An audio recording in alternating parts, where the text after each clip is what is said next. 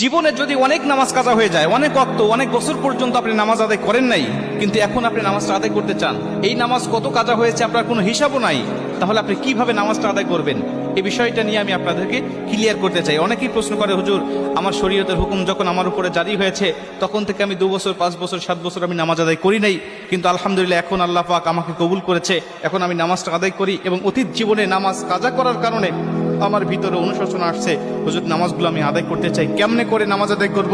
শুধু তওবা করলেই হয়ে যাবে নাকি আমাকে সেই নামাজগুলোকে হিসাব করে করে আমাকে পড়তে হবে? অনেকেই বলে, হুজুর হিসাব করা তো সম্ভব নয়, তাহলে কিভাবে নামাজটা আদায় করব?